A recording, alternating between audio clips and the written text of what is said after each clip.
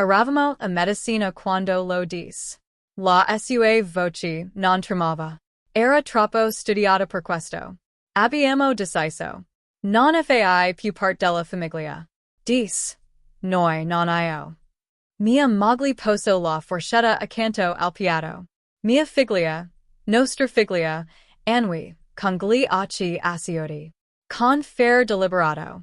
Sarà Piero un tremito nella sua mano. Il senso di colpa ha imbattuto. Non tornar più a casa, aggiunse mia moglie. Non venire più alle riunioni. Ricordai il tintinnio del posate, Illinois profumo di rosmarino briciato, Illinois tichetio dell'orologio a muro che si faceva sempre più forte a ogni secondo che passava. Sorrisi. Grazie per la conferma. Dissi a bassa voce. Spenro tutti I pagamenti dell'auto. Erano lo 2047. Alle 003 la casa era vuota. Non di mobili, ma di illusioni. Il tradimento non esplode. Si insinua.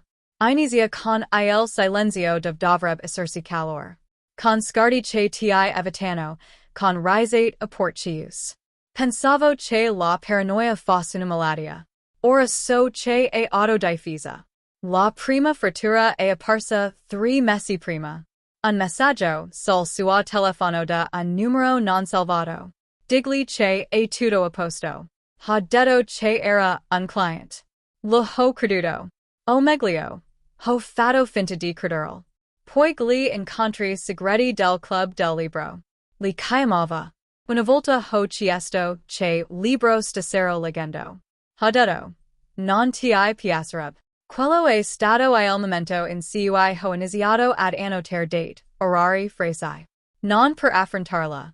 No, per costruire qualcosa di più forte della rabbia. Mia figlia ha smesso di abbracciarmi in quel periodo. Gli adolescenti si ritireranno, dicono. Ma lei si è ritirata di me mentre mi avvicinavo a lei, sesserndol negli angoli, proteggendola da qualcosa di invisible. Forse di me. Avevano già riscritto la storia negli loro test. Io non avevo ancora letto il finale non era ancora una base. Così ho osservato, ascoltato, aspettato. La pazienza è una lama che si fila da sola. La notte in cui ho trovato la foto è stato un caso. Oh, forse no.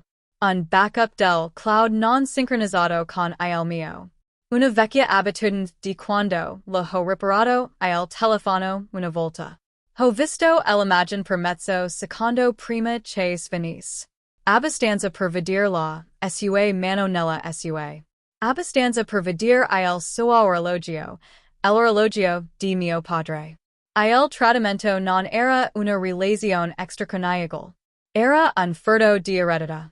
Non ho dormito quella notte. Non mi sono infuriato. Non sono crollato.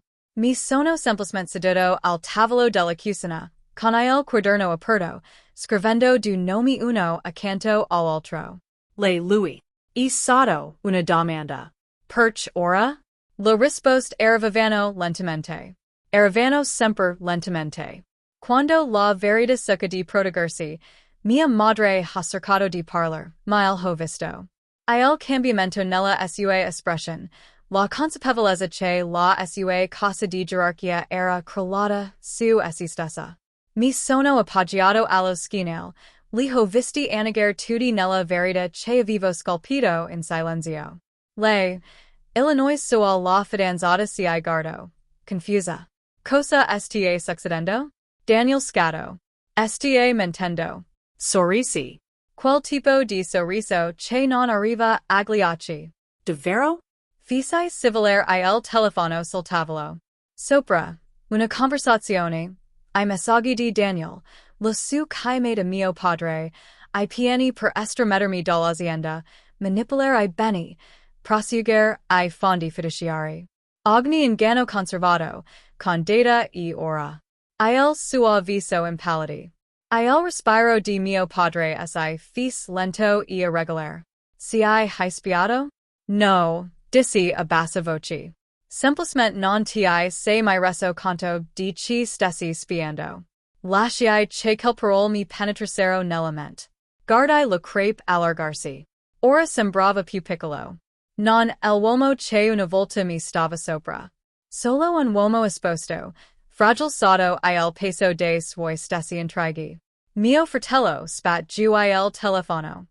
Pensi che questo ti rende miglior di noi? No, dissi. Mi rende libero. Sposto indietro la sedia. La rabbia che gli tremava nelle mani. La sua fidanzata non assai mas. Non pativa. Lei continuava a fissarmi, mentre la verità si svelava davanti ai suoi occhi come un film lento e spietato. Mio padre Cicero. Cosa vuoi? Mi alzai. Mi sistemai la giacca. Niente.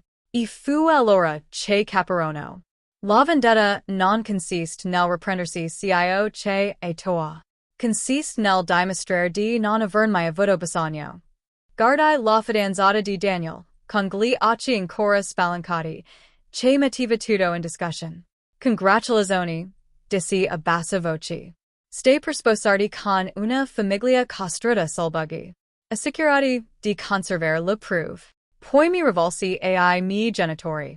Mi aveva detto che sarei morta di fallita. Forse avevi ragione, ma io sono morto in silenzio. E l'uomo che ti sta di fronte non sta più cercando di far parte della tua casa. E il proprietario del terreno su cui sorg. Nessuno parlò. Nessuno pativa. Presi il bicchiere di acqua, e ne bevi un sorso lento e lo posai. Buona cena, dissi. Poi mi ne andai. Fuori, la notte era fredda. Eppure, l'aria portava una strana pace, che non sentivo da anni. Non sorrisi. Non festeggiai. Alcun videri non sono rumorosi. Semplicemente mettono fine alle cose. Dietro di me, lo risate non sarebbero mai più suonate allo stesso modo. Avrebbero conversato con cio che avevano fatto e con cio che ero diventato a causa loro. Perch la verità è che non mi sono elevato nonostante loro.